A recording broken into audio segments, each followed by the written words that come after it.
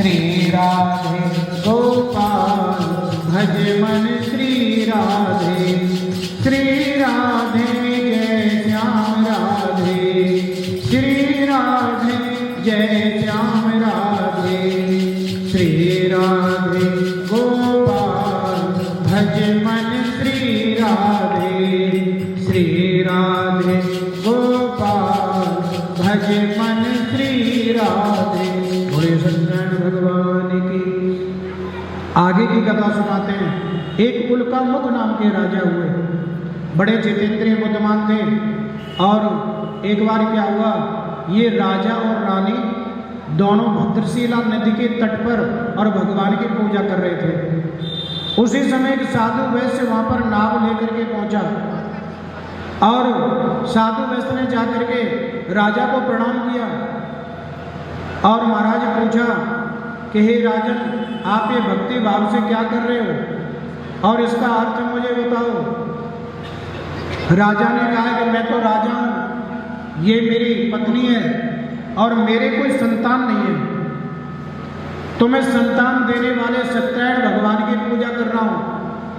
मेरे पास में कोई कमी नहीं है, हाथी घोड़ा रथ सवारी नौकर चाकर दास दासी ये सब कुछ की मेरे पास कोई कमी नहीं है, परंतु सब कुछ होते हुए भी मेरे कोई संतान नहीं है, इसलिए संतान देने वाले सत्यनारायण भगवान की मैं पूजा कर रहा हूँ।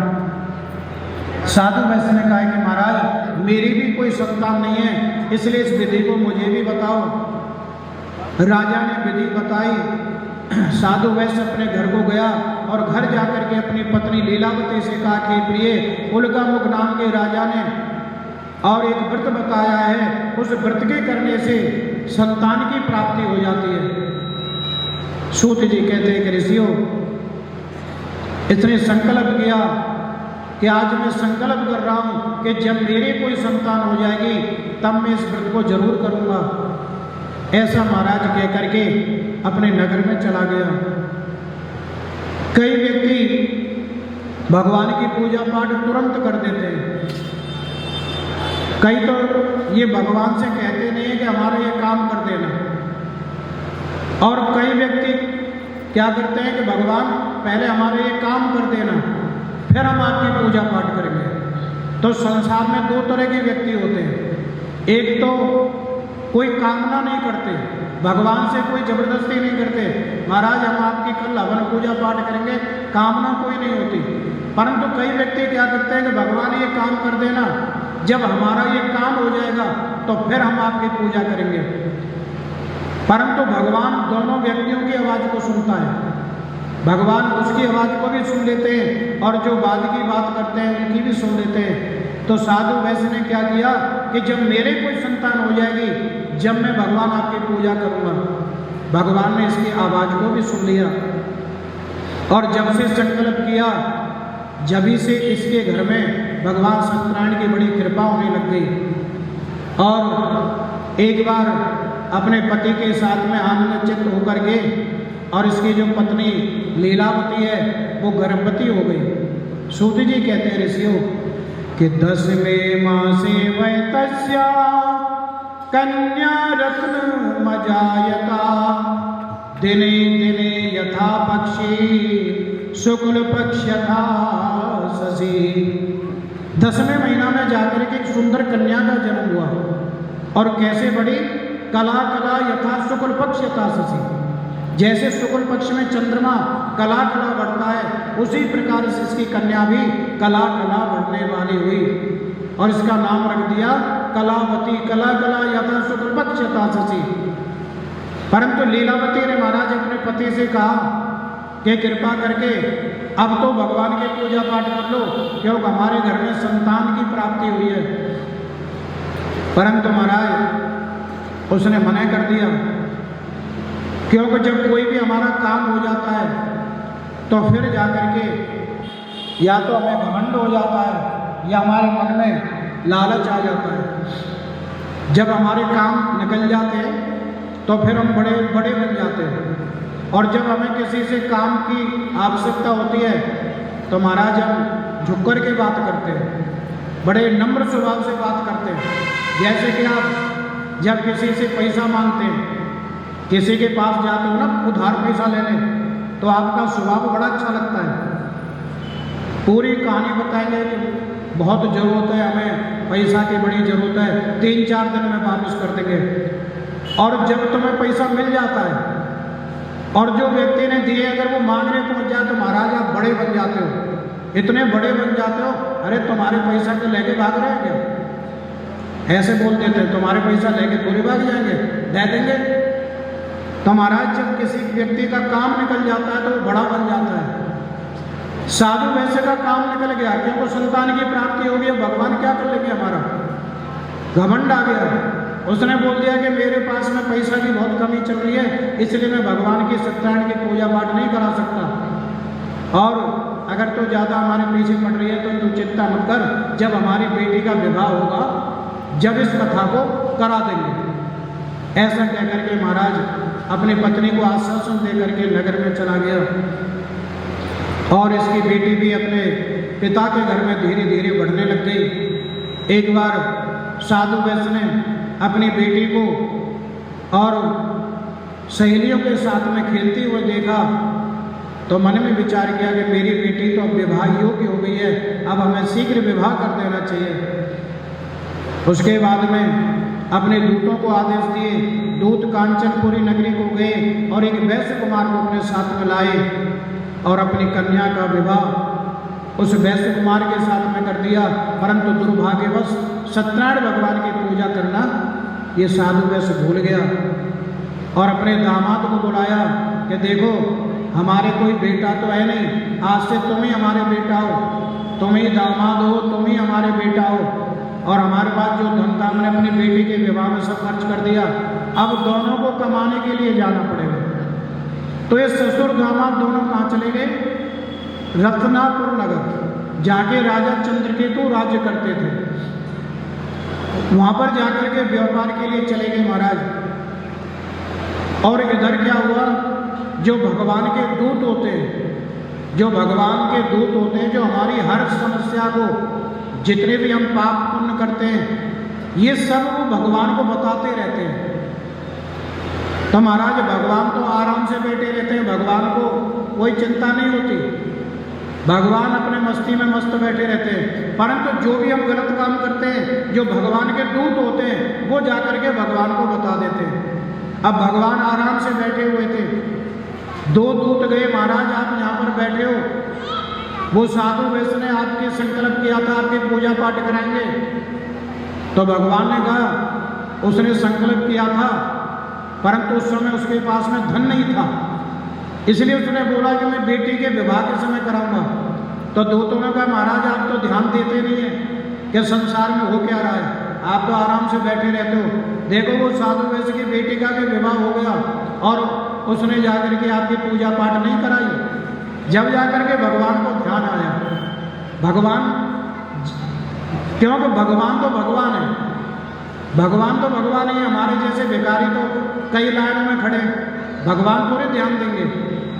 कहते हैं ना भगवान के जो दरबार में थोड़ा समय लग सकता है परंतु नंबर जरूर आता है।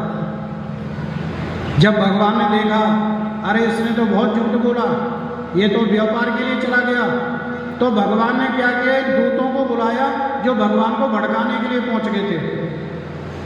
उनको बुलाया कि अरे ऐसा करो, तुम दोनों चोर बन के जाओ, तुम चोर बन करके जाओ और जिस राज्य में ये धन कमाने के लिए गए राजा चंद्रकेतु की चोरी करो, और चोरी करके उन सिपाहियों के सामने से जरूर जाना, और जैसे सिपाही तुम्हारे पीछे दौड़े, ये ससुर दामाद जो नाव में बैठे हैं पूरे राजा के धन को वहां रख देना इनके पीछे। सूत जी कहते हैं कि ऋषियों,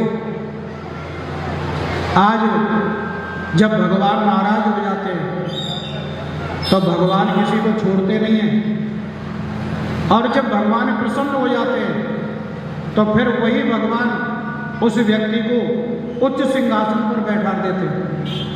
ये भगवान का पिटवाने का तरीका बता रहा हूँ आपको कि भगवान पिटवाते कैसे, चलते हुए व्यक्ति को। यानी बड़े बड़े आपने देखा होगा, बड़े बड़े संत महात्माओं को भगवान बहुत चढ़ा देते हैं, लाखों करोड़ों की भीड़ हो जाती है, और जिस दिन भगवान का मूड खराब होता है तो वही जेल में बैठा देते हैं। भगवान का कब दिमाग खराब हो जाए कोई पता नहीं पड़ता, इसलिए हमें कर्म अच्छे करने चाहिए। आज भगवान बड़े क्रोध में और भगवान ने अपनी माया रची और महाराज इन्होंने चोरी की, सिपाहियों को देख के चोर चोर चोर चोर भागे और भगवान के जो दूत थे वो धन चुरा करके जो ससुर दामाद नाम में बैठे थे चुपचाप उनके पीछे रख दिया और वो तो भगवान के दूत थे, अंतर ध्यान हो गए।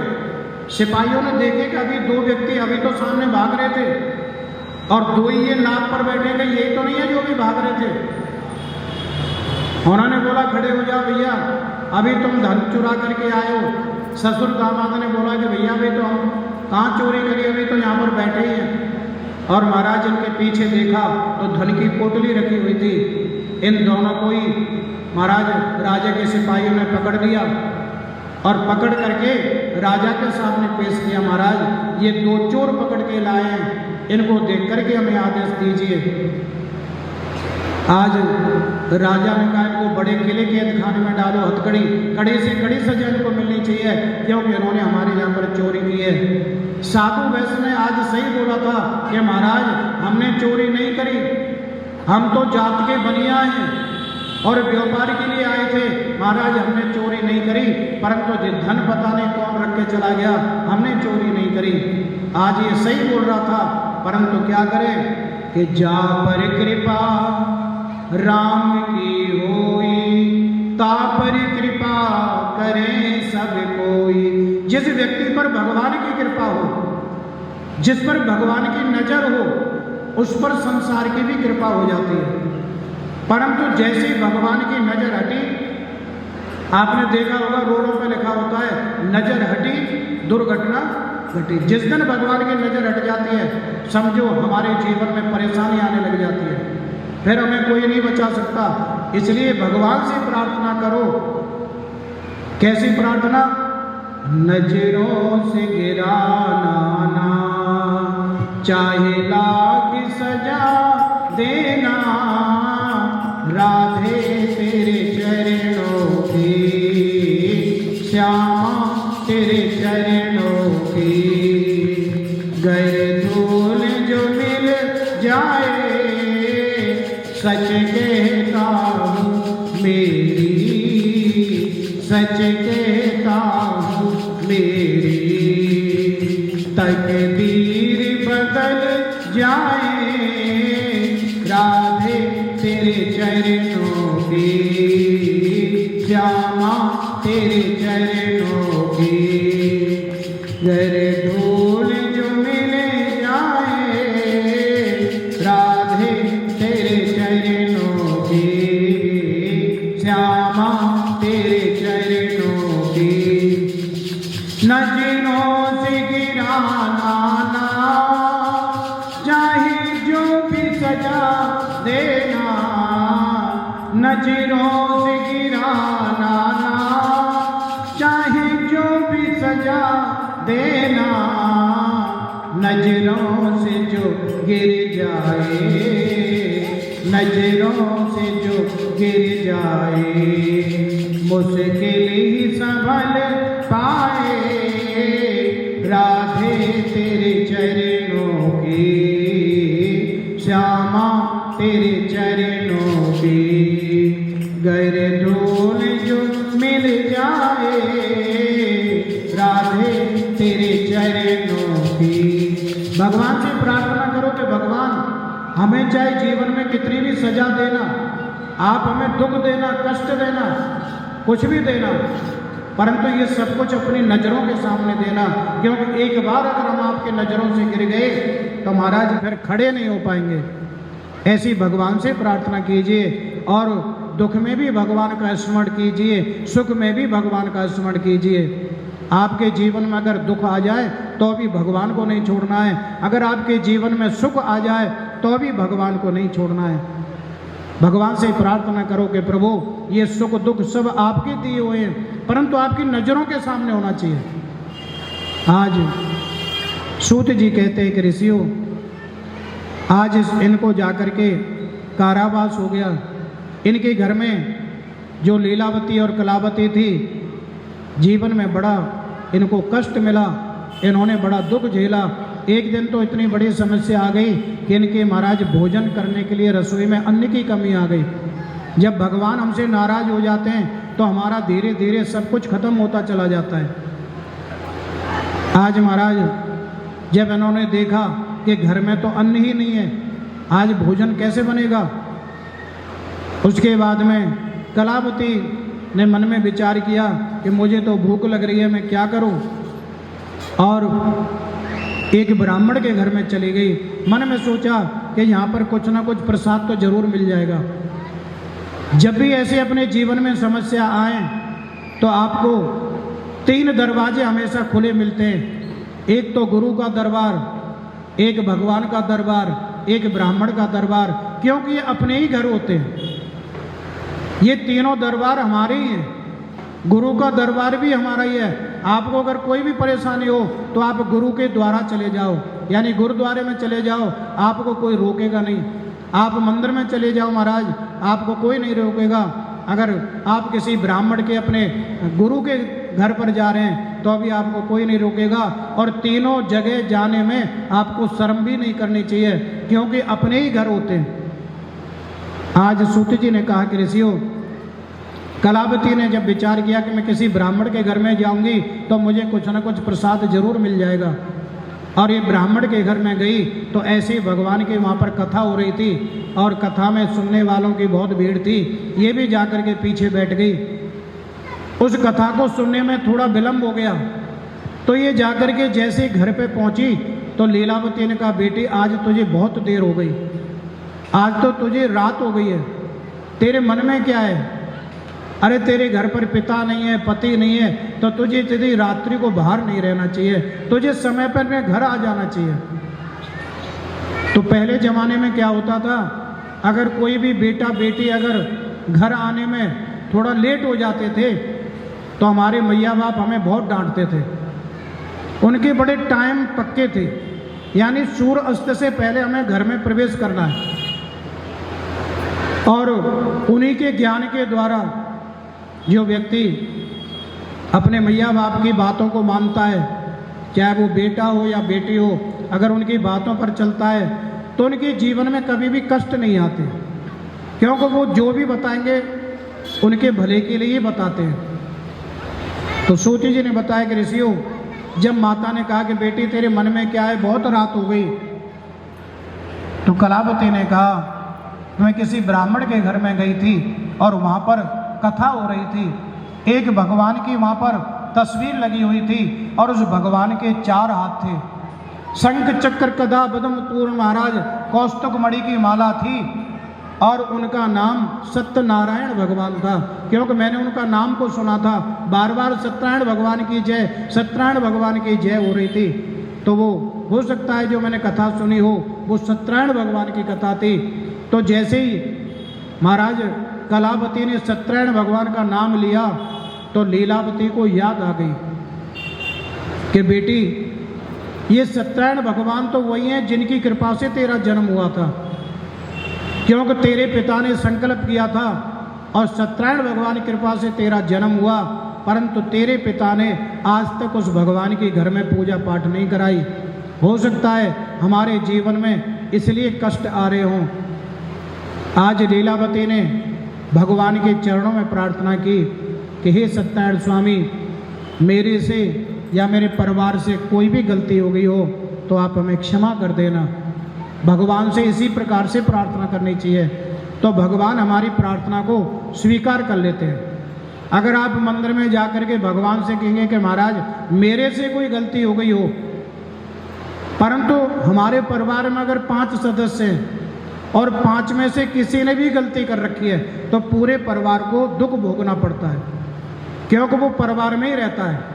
अब ये जानकारी नहीं होगी कि गलती किसने की है, किसकी गलती की सजा हमें पूरे परिवार को भोगना पड़ रहा है, ये तो कोई बताएगा नहीं। हर कोई व्यक्ति कहेगा कि मैंने तो कोई गलती नहीं करी। तो उस समय क्या करो, आप भगवान के दरबार में जाओ और दरबार में जाकर के भगवान से बोलो कि हे प्रभु, मेरे से या मेरे परिवार में से किसी से भी गलती होगी हो तो हे सत्यनारायण स्वामी आप हमें क्षमा कर देना। तो फिर भगवान क्या करते हैं, जिसने भी परिवार से गलती कर रखी है, कई बार तो क्या करते हैं हम भूल जाते हैं। कई बार तो हम गलती तो नहीं करते परंतु भूल जाते हैं। हम जल्दीबाजी में भगवान से कह तो देते हैं कि भगवान हमारे इस काम को कर देना और हम ये आपकी पूजा पाठ कराएंगे। वो काम भी हो जाते हैं परंतु बहुत दिन के बाद होते हैं, इसलिए भूल जाते हैं कि हमने भगवान से क्या बोला था। परंतु जैसे ही हम बोलते हैं तो वहाँ पर महाराज भगवान के यहाँ लिख जाता है कि हे भगवान हमारा बेटा पास हो जाए तो हम तुम्हें सवा मनी का भोग लगाएंगे, हमारे घर बन जाए तो भगवान अपने घर में सत्यनारायण भगवान की पूजा कराएंगे, भगवान हमारा ये काम हो जाए तो अपने घर में हम कीर्तन कराएंगे। हो सकता है साल 2 साल लग जाए, काम हो जाता है परंतु हमने क्या बोला था ये भूल जाते हैं। परंतु ये जो बोला हुआ शब्द है ये भगवान के यहाँ पर लिख जाता है। इसलिए जब हम कार्य नहीं कराते तो उस दिन से हमारे जीवन में कष्ट आने लग जाते हैं। और अगर कोई व्यक्ति भूल गया कह करके तो पूरे परिवार को कष्ट भोगना पड़ता है। इसलिए परिवार की समेत महाराज वहाँ पर जाकर के आप प्रार्थना करो, हे भगवान हमारे से या हमारे परिवार में से किसी से भी कोई भी गलती हो गई हो तो हे भगवान हमें क्षमा कर देना। तो भगवान पूरे परिवार में से जिससे गलती हुई है उसको भी क्षमा कर देते हैं। आज लीलावती ने कहा कि महाराज हमारे परिवार में से किसी से भी गलती हो गई हो तो क्षमा कर देना। महाराज भगवान ने लीलावती की प्रार्थना को सुन लिया, क्योंकि मन से जो भगवान की प्रार्थना करता है, एक तो होती है ऊपर के मन से, एक तो हम ऊपर के मन से भगवान से प्रार्थना करते हैं और एक होती है अंदर की आवाज़ यानी मन से प्रार्थना करते हैं। तो जो ऊपर की प्रार्थना होती है उसको तो भगवान सुनते नहीं हैं, परंतु जो मन से प्रार्थना करते हैं उसको भगवान के कानों तक पहुंच जाती है। द्रौपदी ने कैसे प्रार्थना की? द्रौपदी ने मन से भगवान को याद किया तो भगवान ने द्रौपदी की आवाज़ को सुन लिया। एक हाथी था, उस हाथी ने भगवान को याद किया तो हाथी की आवाज़ भगवान के कानों तक पहुंच गई। लीलावती ने भगवान को याद किया तो लीलावती की आवाज़ भी भगवान के कानों में पहुंच गई। परंतु हमारा तो जीवन निकल गया भगवान को याद करते करते, हमारी आवाज़ भगवान के कानों तक क्यों नहीं पहुंची? क्योंकि हम मन से याद नहीं कर रहे, हम मन से याद नहीं करते। मन से व्यक्ति वो याद करता है महाराज जो व्यक्ति दुखी होता है, जो कष्ट में होता है, उसका सब सहारे टूट जाते हैं। जब वो व्यक्ति भगवान को याद करता है तो महाराज फिर भगवान उसकी आवाज़ को सुन लेते हैं। और जब तक अपने जीवन को हम स्वयं चलाते हैं, हम अपने आप अपने दुखों को स्वयं ग्रहण करते हैं। हमारे सबके जीवन में इतनी टेंशन हो गई है आजकल, हर व्यक्ति के दिमाग में टेंशन भरी पड़ी है, नहीं पड़ी? किसी ना किसी चीज़ की टेंशन जरूर होगी। और हम तो सब टेंशन में बैठे हुए हैं, परंतु आजकल भगवान बिना टेंशन के बैठे, पता है आपको?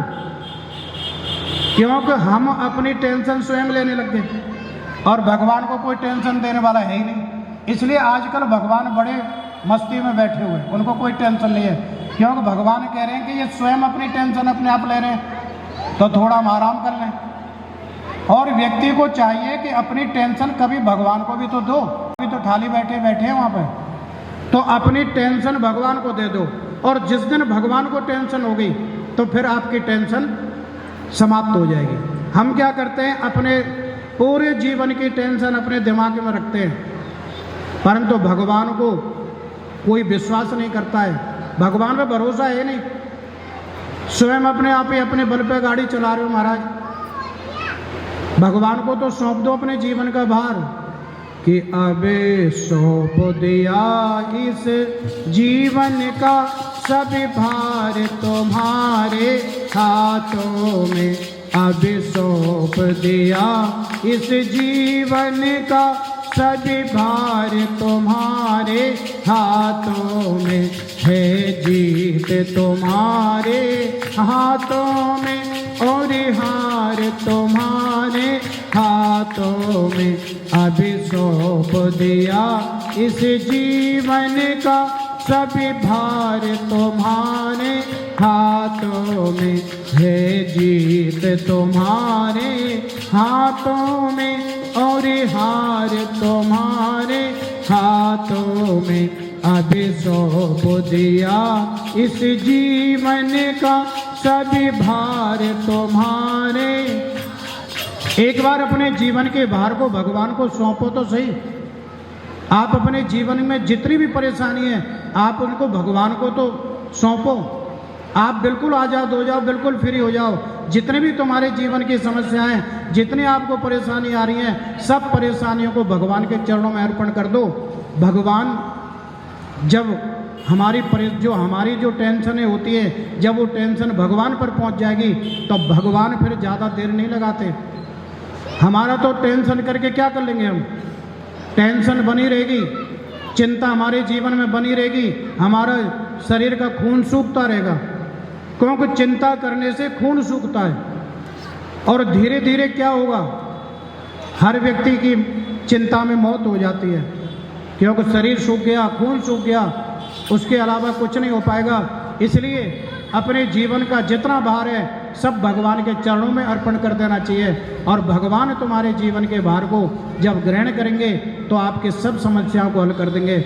आज लीलावती ने भगवान को कहा कि महाराज, तो भगवान को बड़ी चिंता लग गई।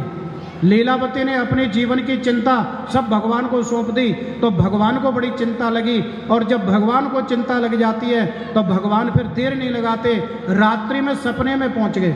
कितना जल्दी काम करते हैं भगवान। यानी भगवान चाहते तो महीना 2 महीना और लगा देते, परंतु भगवान से दिन में प्रार्थना की, रात भी भगवान की निकल नहीं पाई। इतनी चिंता भगवान को लग गई कि भगवान को इतनी टेंशन हो गई कि भगवान रात को सो नहीं पाए, जबकि सोते हम नहीं थे। और जिस दिन से हमने भगवान को टेंशन दी तो भगवान की रात महाराज नींद नहीं आई, तो भगवान ने क्या किया, राजा चंद्रकेतु को सपने में पहुंच गए। राजा चंद्रकेतु को सपने में पहुंच गए और राजा से कहा, रे राजन, प्रातःकाल होते ही ससुर दामाद को तुम मुक्त कर देना, अगर तुमने मेरा कहना नहीं माना राजपुत्र धन से तुझ नष्ट कर दूंगा। ऐसा रात्रि में महाराज भगवान ने उस राजा को जाकर के सपना दिया, और भगवान अंतर ध्यान हुए और राजा सपना देख करके डर गया। राजा की नींद उड़ गई और राजा को प्रातःकाल उठ करके तुरंत ही महाराज आदेश दिए कि जो ससुर दामाद जो हमने बंदी बनाए थे उनको सुंदर स्नान कराना, वस्त्र आभूषण पहरा करके और मेरे राजमहल में लेकर के आओ। महाराज सभी सिपाही वहाँ पर गए और इनको स्नान कराया। ससुर दामाद जो बंद पड़े थे कई वर्षों से, उनको स्नान कराया। स्नान भी किससे? उपटन से स्नान कराया। उपटन से स्नान कराया, सुंदर वस्त्र पहराए। अब ये मन में ये सोच रहे थे कि यार रोज तो हमें डंडा पड़ते थे, आज हमारी सेवा क्यों हो रही है? डर तो लगता है। तो जो बगल में जो कैदी थे उनमें से एक कैदी ने बताया कि भैया हमने देखा है जिनको स्नान कराते हैं और बढ़िया वस्त्र पहराते हैं, समझ लेना चाहिए कि सुबह 5 बजे उनको फांसी लगती है। तुम्हारा भी अंत समय आ गया है। तो महाराज जो वैसे डरे हुए थे और डर गए, बेचारे डरे हुए राजा के सामने गए। राजा ने कहा, भैया तुम डरो मत, डरने की कोई ज़रूरत नहीं है, क्योंकि मैं तुम्हें मुक्त कर देना चाहता हूँ। आपकी सज़ा सब माफ़ कर दी गई हैं। आप प्रसन्न होकर के जहाँ से भी तुम आए हो वहाँ तुम जा सकते हो। साधु वैश्य ने कहा, ठीक है महाराज, अगर आपकी कृपा है और हम जरूर अपने घर को जाएंगे। राजा ने कहा कि भैया जितनी भी तुम्हें मेरे यहाँ पर सज़ा मिली थी उस सज़ा का कारण मैं नहीं था, उसका कारण भगवान थे, क्योंकि भगवान और तुम्हारी लड़ाई चल रही थी आपस में, और भगवान रात को मुझे धमका के चले गए। राजा ने सोचा कि जिसके लिए भगवान मेरे सपने में आ गए तो ये भी कोई न कोई भगवान का बहुत बड़ा भगत होगा।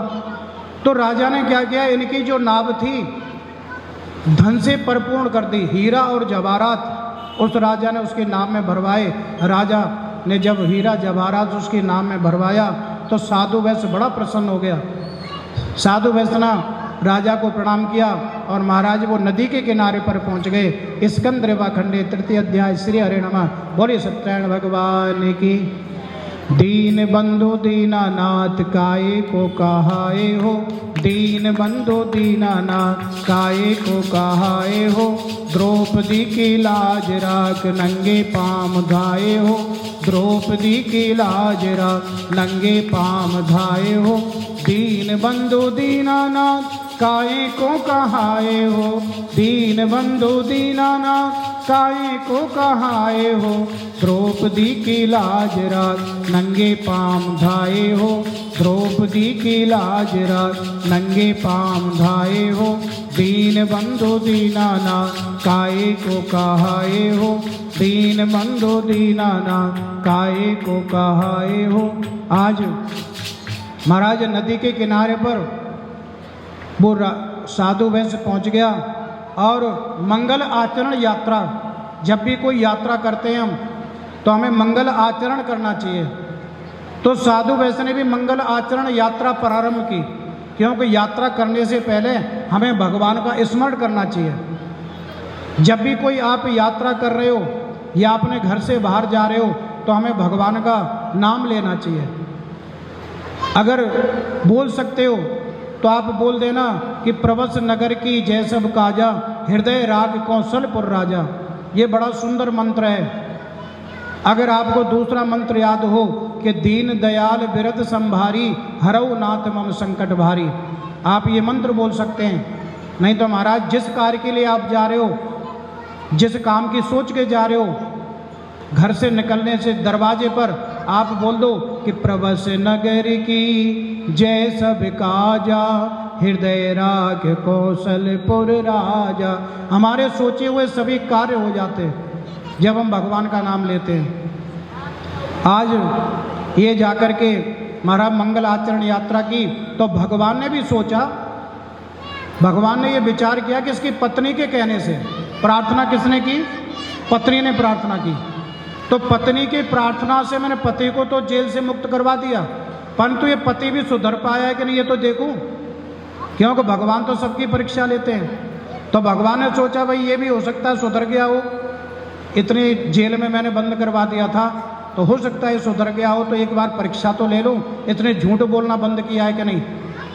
तो महाराज भगवान ने क्या किया, डंडी स्वामी का वेश बनाया और तुरंत पूछ लिया कि तेरी नाभ में क्या भरा हुआ है। अब महाराज नाभ में तो हीरा जवाहरात भरे हुए थे। साधु वैश्य डर गया और उसने सोचा कि जरूर ये कोई चोर होगा, नदी का किनारा है, ये डकैत होगा। क्योंकि जितने भी धनवान व्यक्ति होते हैं, जितने भी धनवान व्यक्ति होते हैं, जो बड़े पैसा वाले व्यक्ति होते हैं, उनके दरवाजे पर कोई भी खड़े हो जाओ, उसकी दृष्टि में वो चोर दिखाई पड़ेगा। आप किसी के दरवाजे पर चले जाओ जो पैसा वाले हैं, वो पैसा वाले व्यक्ति हर एक व्यक्ति को चोर की नज़रों से देखते हैं, क्योंकि उनके घर में धन रखा हुआ है। और जो गरीब व्यक्ति होते हैं, जिनके पास में कुछ नहीं है, उनके सदैव दरवाजे खुले होते हैं। भैया उनका तो एक ही भाव है कि मैं भी भूखा ना रहूं, कोई संत ना भूखा जाए। अगर मेरे घर में कोई आ गया है तो हमें अगर 2 रोटी बनी है तो 1 रोटी भाई उसको खिला देगा, 1 स्वयं खा लेगा, क्योंकि हमारे घर में तो कुछ है नहीं, चोर क्या चुरा के ले जाएगा। तो साधु वैश्य की नाभ में धन भरा हुआ था। आज वो भगवान को भी चोर की दृष्टि से देखा और बोला कि अरे मेरी नाभ में कुछ भी हो तुम्हें क्या लेना देना है, मेरी नाभ में तो महाराज बेलपत्र इत्यादि भरे हुए, पत्ता भरे हुए मेरी नाभ में। तो भगवान ने कहा कोई बात नहीं, हमने तो पूछा ही था, परंतु तेरा वचन तेरे लिए सत्य हो। अगर तू कह रहा है कि तेरी नाम में पत्ता है तो ठीक है महाराज, कोई बात नहीं।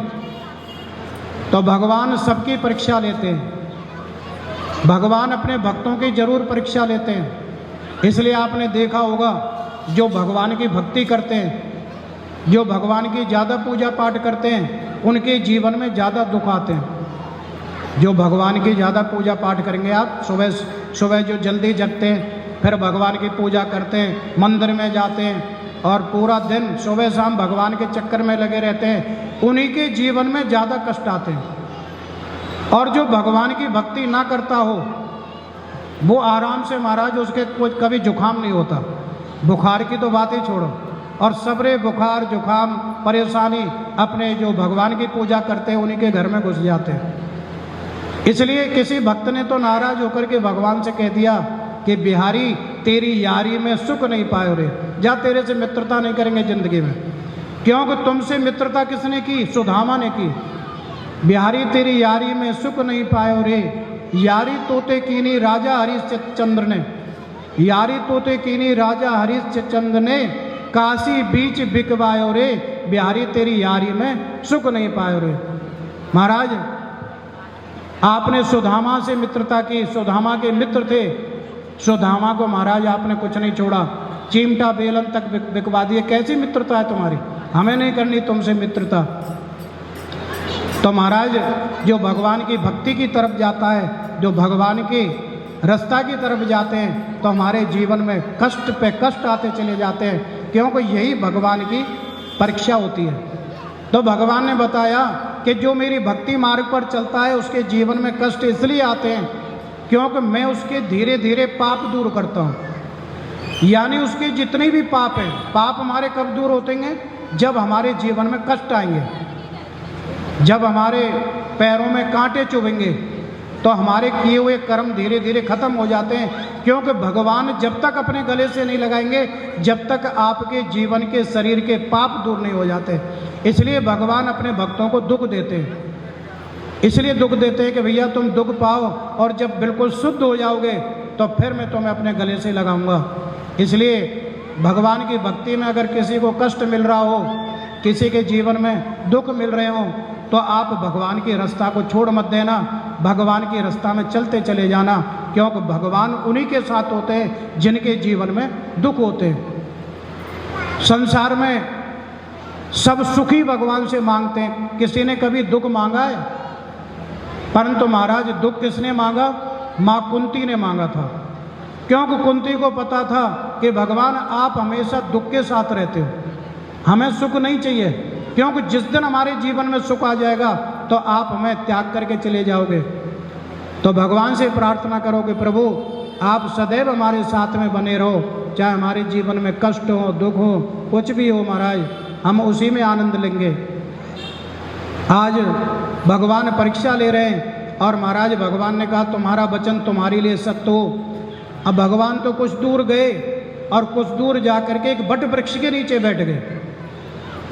ये साधु वैसे बड़ा प्रसन्न हुआ कि चलो चोर तो गया कम से कम, और तुरंत ही धन की रक्षा करने वाले दूतों से बोला कि भैया ऐसा करो, ये जंगल का किनारा है और हमें तुरंत अपने घर चलना चाहिए, क्योंकि बहुत साल जेल में बंद रहे, कितने डंडा पड़े, जब जाकर के धन हमें मिला है, बड़ी मेहनत का धन है, अब इसको लेकर के तुरंत चलना चाहिए।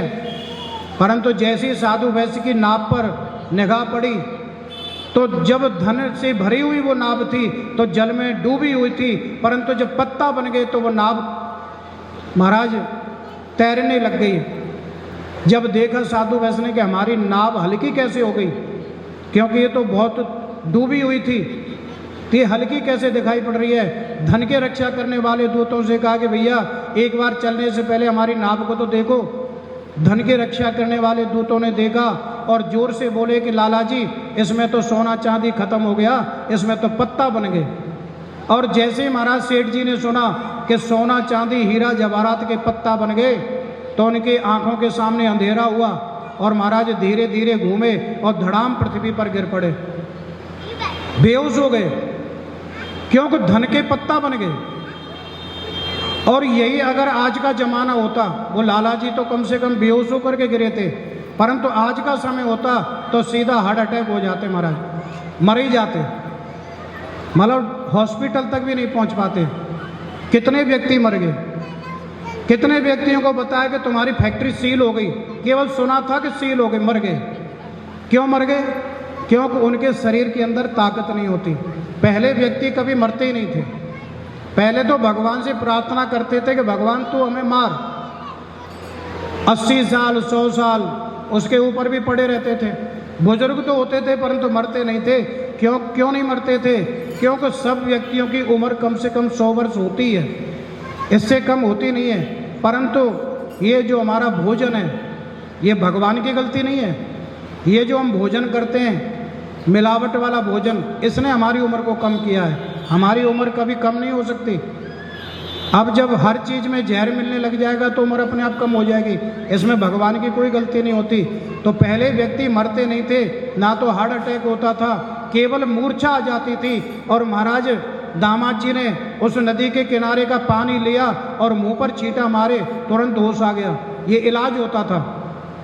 होश आने का इलाज केवल पानी के छींटा मारने से होश आ जाता था। पिताजी मेरा धन कहाँ गया, मेरा धन कहाँ गया? तो दामाद जी पढ़े लिखे थे। दामाद जी ने बताया कि पिताजी चिंता रक्त शोषणी, जीवन में चिंता नहीं करनी चाहिए, क्योंकि चिंता खून को सुखा देती है। चिंता रक्त शोषणी, और ज़्यादा व्यक्ति चिंता करेगा तो वो चिंता चिता बन जाती है। वो चिंता जो हमें लगी है वो चिता तक पहुंचा देती है। इसलिए पिताजी चिंता मत करो, इस चिंता का समाधान करो। और समाधान कहाँ मिलेगा? भगवान के दरबार। अभी तुमने जो संत ब्राह्मण से झूठ बोल दिया था मेरे सामने, और उनसे तुमने झूठ बोल दिया, इसलिए उनकी शरण में चलना चाहिए। कभी भी संत ब्राह्मण और महाराज गौ, इन तीनों से मजाक नहीं करना चाहिए। एक तो संत से कभी मजाक मत करो, किसी ब्राह्मण का मजाक मत उड़ाओ, और कभी गाय का मजाक मत उड़ाओ, क्योंकि तीनों ये भगवान के बहुत नज़दीक होते हैं। ये भगवान के इतने नज़दीक होते हैं महाराज, इनका तुम मजाक तो उड़ाओगे परंतु भगवान नाराज हो जाते हैं। विप्र दहनो लीन मनुज अवतार, ये भगवान क्यों अवतार लेते हैं? भगवान केवल जब अवतार लेते हैं संत ब्राह्मण और गाय, इन पर ज़्यादा पाप अत्याचार होने लग जाते हैं, तो महाराज फिर भगवान इस पृथ्वी पर अवतार लेने लग जाते हैं। इसलिए संत ब्राह्मणों को या तो प्रणाम करो, अगर प्रणाम ना कर सके तो कम से कम उनसे दूर ही रहो। सूत जी कहते हैं, ऋषियों, दामाद जी ने कहा कि आपने अभी संत को झूठ बोला था, आप उनके शरण में चलना चाहिए, और भगवान की शरण में गए। भगवान से प्रार्थना की कि हे प्रभु, मैं अपराधी जन्म का नकबर भरा शरीर, तुम दाता दुख भंजना, मेरी सुनो पुकार। महाराज आप तो, हम तो मनुष्य हैं, झूठ बोलते रहते हैं, जन्म से लेके मरने तक हमारा काम झूठ बोलने का ही है। इसलिए भगवान आपको हम समझ नहीं पाए थे, हमें क्षमा कर देना। जब भगवान की शरण में गए तो भगवान ने कहा, रे दुष्ट बुद्धि, जितनी भी तुझे सजा मिली वो सजा देने वाला भी मैं ही होता हूँ, और सजा से मुक्त करने वाला भी मैं होता हूँ, परंतु तुम्हारी अभी झूठ बोलने की आदत नहीं गई। आज भी तुमने झूठ बोल दिया था। साधु वैश्य ने कहा, महाराज आज के बाद कभी जीवन में झूठ नहीं बोलूँगा, मुझे क्षमा कर दो। तो फिर भगवान प्रसन्न हो जाते हैं। केवल भगवान की शरण में जाओ और भगवान से कुछ देर क्षमा याचना करो, तो भगवान ज़्यादा देर नाराज नहीं होते। भगवान तो इंतजार करते हैं, तुम आओ तो सही। आज भगवान प्रसन्न हुए और भगवान ने तथास्तु बोल दिया। महाराज जैसे ये नाव में पहुंचा तो जैसा धन था वैसा हो गया, क्योंकि भगवान की माया होती है। साधु वैसे बड़ा प्रसन्न हुआ। महाराज उस धन को लेकर के अपने नगर में पहुंचा, और नगर में जाकर के अपने दूत को घर भेजा, और घर जाकर के संदेश मिला कि बहुत सा धन लेकर के साधु नदी के किनारे पर आ गए और आपको बुलाया है। लीलावती ने कहा कि बेटी, मैंने तो भगवान की पूजा पाठ कर ली है, परंतु तू भी अपनी पूजा शीघ्र समाप्त करके अपने पिता के पति और पिता के दर्शन करने के लिए चली आना। लीलावती तो चली गई, परंतु कलावती जो बेटी थी उसने क्या किया, जल्दी जल्दी से भगवान की पूजा पाठ तो समाप्त कर ली, परंतु दुर्भाग्यवश सत्यनारायण का जो व्रत का जो कथा का जो प्रसाद था वो लेना भूल गए। संत जन कहते हैं, संसार के प्राणियों, कभी भी इतना खुशी नहीं होना चाहिए जो खुशी को देने वाले को भूल जाए। खुशी होना कोई गलत बात नहीं है, खुशी होना चाहिए, परंतु खुशी इतना होना चाहिए कि खुशी जिसने दी है उसको भूलना नहीं चाहिए।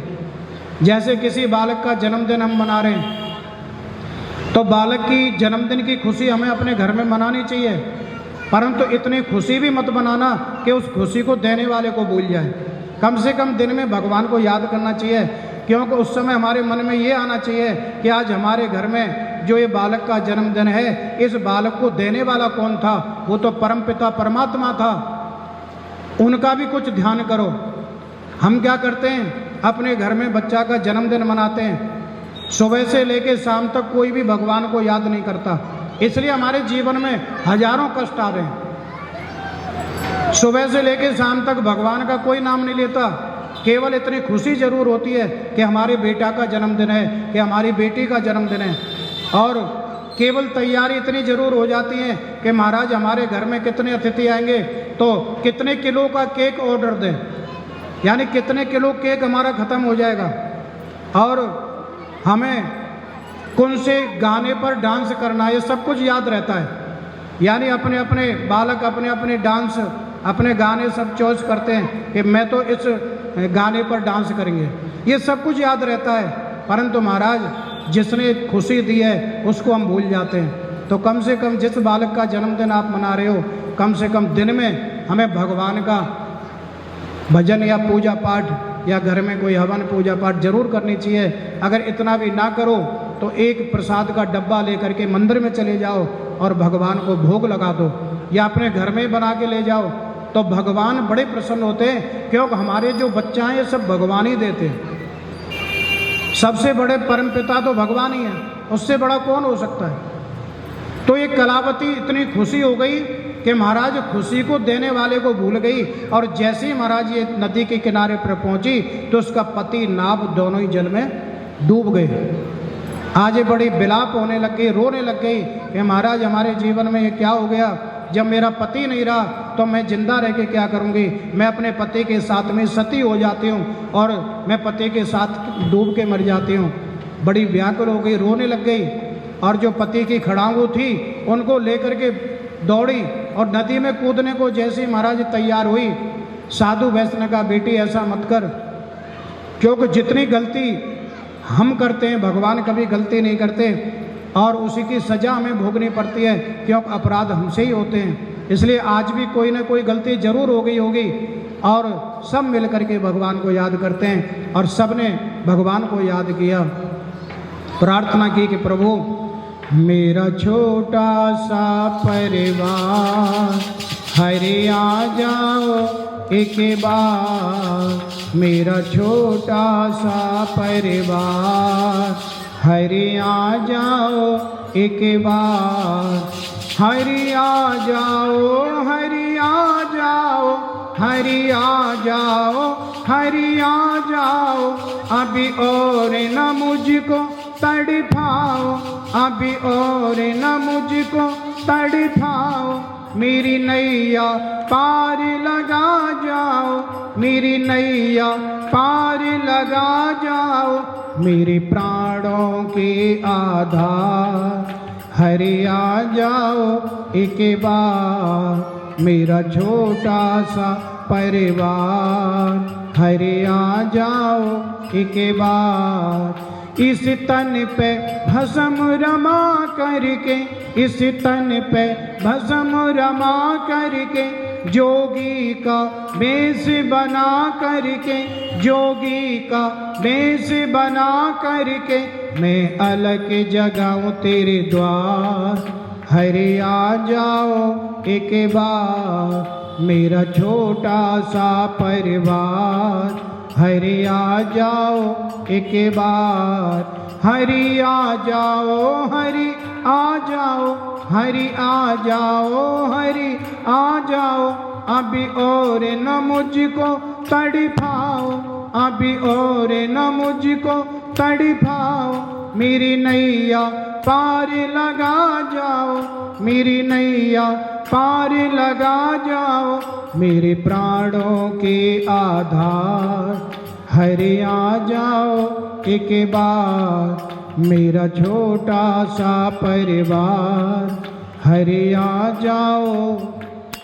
आज भगवान के श्री चरणों में प्रार्थना की कि महाराज मेरा छोटा सा तो परिवार है, और ये अब मेरी बेटी के जीवन में कौन सी घटना घट गई महाराज, मैं अपनी बेटी को क्या जवाब दूंगा।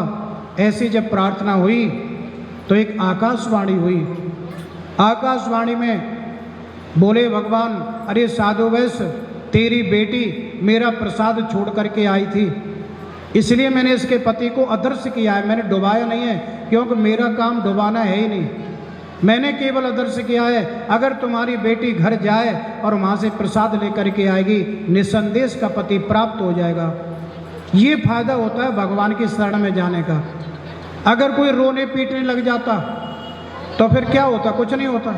इसलिए कभी भी जीवन में कोई भी नुकसान हो, कोई भी कष्ट जीवन में आए, तो एक बार भगवान के दरबार में जरूर जाना। हो सकता है हमें चीज़ वापस मिल जाए। क्या परेशानी आ रही है? अगर हमारा कोई नुकसान हो गया है तो आप एक बार दरबार में तो जाओ। जब वो डूबा हुआ पति भगवान कहते हैं कि मैंने आदर्श किया है और महाराज ये प्रसाद लेके आएगी, निसंदेश का पति प्राप्त हो जाएगा। कलावती दौड़ती हुई अपने घर को गई और प्रसाद लेकर के आई। जैसा पति था, जैसी नाव था, सब वैसा हो गया, क्योंकि भगवान की माया होती है। कोई नुकसान नहीं होता हमारे जीवन में, ना कोई हमारे जीवन में परेशानी आती है, केवल ये भगवान की माया होती है। और जब भगवान की माया होती है तो हम माया को समझ नहीं पाते, इसलिए हम भगवान की शरण में नहीं जाते। और जब हम भगवान की शरण में नहीं जाएंगे तो भगवान को भी क्या मतलब है?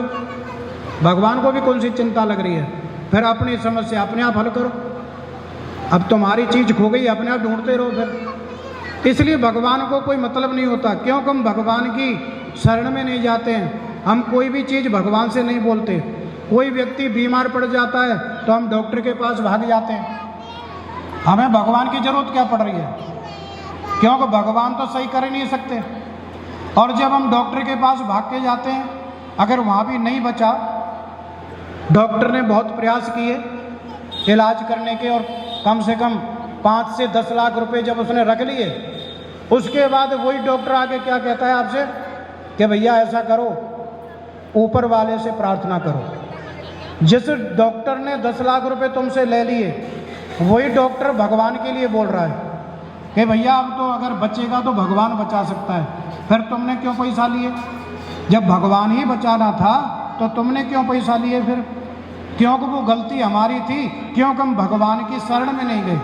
हमने भगवान से प्रार्थना नहीं करी उस बीमारी को ठीक करने के लिए, क्योंकि हमें भगवान पर विश्वास नहीं था। आज सूत जी कहते हैं, ऋषियों जैसा था सब वैसा हो गया। और कलावती ने कहा, पिताजी बहुत दिन के बाद हमारा सब परिवार इकट्ठा हो गया है, बिछड़े हुए थे, अब घर चलना चाहिए। और घर जाते ही भगवान सत्यनारायण भगवान की पूजा की। और महाराज हर पूर्णमासी को भगवान की पूजा करते करते इस लोक में सुख भोग करके अंत समय वैकुंठ धाम गए। स्कंद रेवा खंडे 4th अध्याय। श्री हरि नमः। बोले सत्यनारायण भगवान की। श्रीमन्नारायण नारायण, श्रीमन्नारायण नारायण नारायण, लक्ष्मी नारायण नारायण नारायण, श्रीमन्नारायण नारायण नारायण, लक्ष्मी नारायण नारायण नारायण, श्रीमन्नारायण नारायण नारायण, श्रीमन्नारायण नारायण। बोलिए सत्यनारायण भगवान की। सूत जी आगे की एक कथा सुनाते हैं कि ऋषियों, एक त्वंगध्वज नाम का राजा हुआ और उस राजा ने मन में विचार किया कि बहुत दिन हो गए आखेट नहीं खेला। धनुष बाण लेकर के और वो जंगल में आखेट खेलने के लिए गया। उस राजा ने जंगल में जाकर के कई बनेले पशुओं का नाश किया। और जब वो वापस अपने महलों की तरफ आ रहे थे तो उस राजा ने क्या देखा, कुछ ग्वालवाल भगवान की पूजा कर रहे हैं। जो गैया भैंसों को चराते हैं वो ग्वाला होते हैं और वो भगवान की पूजा पाठ कर रहे थे। जब ग्वालों ने देखा कि हमारे राजा हमारे नज़दीक आ चुके हैं, तो क्यों ना हम सबसे पहले ये भगवान का प्रसाद अपने राजा को दें। ये मन में भाव आ गए महाराज। उन ग्वालों ने क्या किया, उनके पास में कोई ये कटोरी थाली थी नहीं, जंगल में भगवान की पूजा हो रही थी, और एक बड़ के पत्ता को तोड़ करके और भगवान का प्रसाद उसमें रख दिया। और जैसे ही राजा के पास पहुँचे तो राजा ने इनको कहा, रे तुम कभी जीवन में नहाते नहीं है और तुम गैया भैंसों को चराते हो, तुम्हारी हिम्मत कैसे पड़ गई मेरे पास आने की? और ये बड़ के पत्ता में क्या लेके आए हो? तुम्हें नहीं पता मैं राजा हूँ, मेरे घर में सोने और चांदी के बर्तन होते हैं। और राजा ने महाराज भगवान के प्रसाद का अपमान कर दिया। और जैसे वो राजा अपने महलों में गया तो सब कुछ उसका समाप्त हो गया। परंतु वो राजा समझ गया कि अभी मैंने जो गलती की है ये सत्यनारायण भगवान का प्रकोप है, और तुरंत महाराज वो तुरंत दौड़ता हुआ उस जंगल में गया और जाकर के सबसे पहले वो भगवान के भक्तों के चरणों में पड़ गया, ग्वाल वालों के पैरों में पड़ा, और उसके बाद भगवान की शरण में गया, क्षमा याचना की, और ग्वालों के साथ बैठ करके बड़ के पत्ता में प्रसाद को ग्रहण किया। और जब महाराज वो आया तो जैसा था वैसा हो गया। ये भगवान की माया होती है। कोई काल कहता है, कोई ईश कहता है, कोई जगदीश कहता है, कोई सत्यनारायण भगवान कहते हैं, कोई सतानंद भगवान कहते हैं, बहुत भगवान के नाम हैं। इनके दूसरे जन्मों की कथा सुनाते हैं। सबसे पहली कथा मैंने एक गरीब ब्राह्मण की सुनाई, वे दूसरे जन्म में सुदामा बन गए। आगे लकड़हारी की कथा को सुनाया था, ये दूसरे जन्म में निषाद राज बन गए। उल्का मुन्न नाम के राजा स्वयं दशरथ बन गए। और उसके बाद में साधु वैश्य जो नाव चलाने वाला था, ये दूसरे जन्म में केवट का जन्म मिला। त्वंगध्वज नाम का राजा स्वयंभू मनु हुए, और ग्वाल वालों पर भगवान की बड़ी कृपा हुई। द्वापर युग में गोकुल नगरी में इनको जन्म मिला, और भगवान कृष्ण की गैयाओं को चराया, और भगवान ने इनको गौलोक धाम भेज दिया। बोले सत्यनारायण भगवान की। श्रीमन्नारायण नारायण नारायण, श्रीमन्नारायण नारायण नारायण, श्रीमन्नारायण नारायण नारायण, लक्ष्मी नारायण नारायण नारायण, श्रीमन्नारायण नारायण नारायण, श्रीमन्नारायण नारायण नारायण, श्रीमन्नारायण नारायण नारायण, लक्ष्मी नारायण नारायण। बोले सत्यनारायण भगवान की। बोले सत्यनारायण भगवान की जय। लक्ष्मी रमणा स्वामी जय लक्ष्मी रमणा, सत्यनारायण स्वामी सत्यनारायण स्वामी, जनपातक हरणा ओम जय लक्ष्मी रमणा। रतन जड़ित सिंहासन अद्भुत छविराजे, स्वामी अद्भुत छविराजे, नारद करत निरंजन नारद करत निरंजन, घंटा ध्वन बाजे ओम जय लक्ष्मी। प्रगट भये कलिकार ध्वज को दर्श दियो, स्वामी ध्वज को दर्श दियो। बूढ़ो ब्राह्मण बन के बूढ़ो ब्राह्मण बन के, कंचन महल कियो ओम जय लक्ष्मी रमणा। दुर्बल भील कठारो जिन पर कृपा करे, स्वामी जिन पर कृपा करे। चंद्रचूड़ एक राजा चंद्रचूड़ एक राजा, जिनके विपत हरि ओम जय लक्ष्मी। वैस मनोरथ पायो श्रद्धा तज दीनी, स्वामी श्रद्धा तज दीनी। सोफल भोग्यो प्रभु जी सोफल भोग्यो प्रभु जी, फिर स्तुति कीनी ओम जय लक्ष्मी रमणा।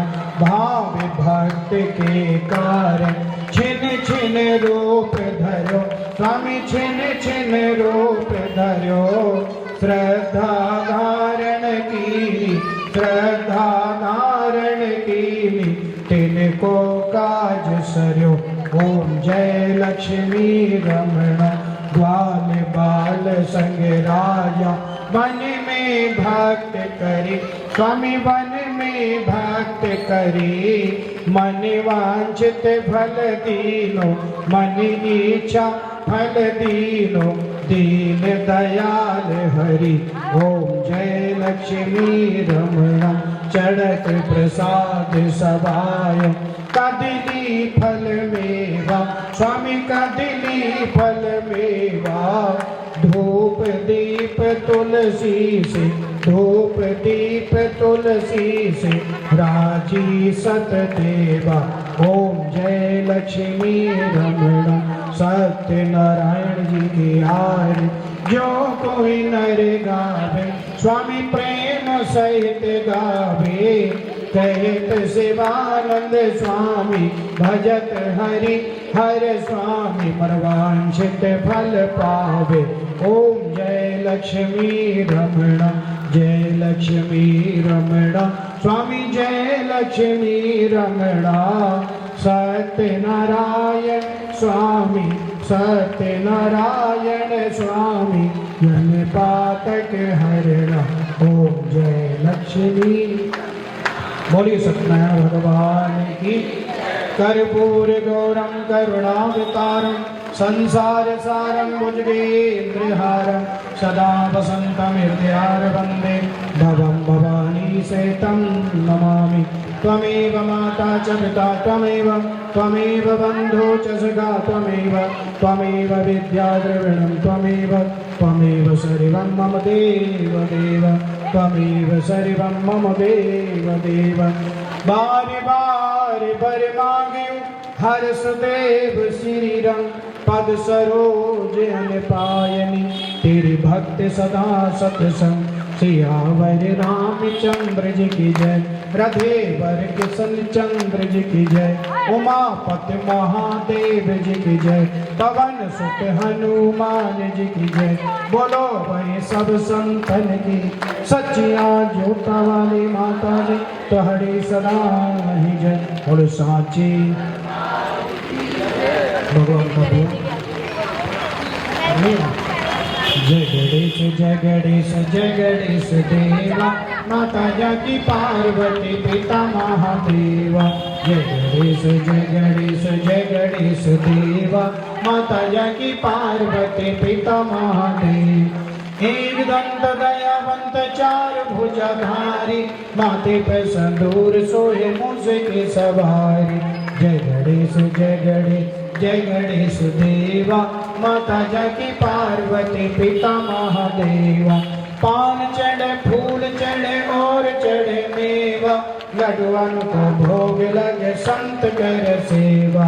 जय गणेश देवा माता जाकी पार्वती पिता महादेवा। अंधेन को आँख देत कोढ़िन को काया बाजन को पुत्र देत निर्धन को माया। जय गणेश देवा माता जाकी पार्वती पिता महादेव। दीनन के लाज रखो समझो तेवारी कामना को पूरा करो जाऊं बलिहारी। जय गणेश देवा माता जाकी पार्वती पिता महादेवा। जय गणेश देवा माता जाकी पार्वती पिता महादेव।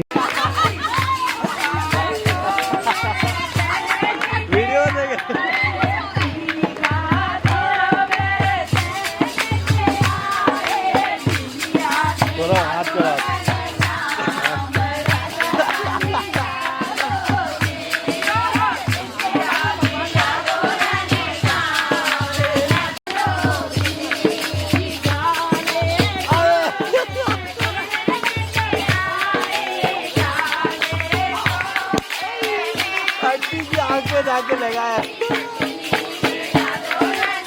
कैच करो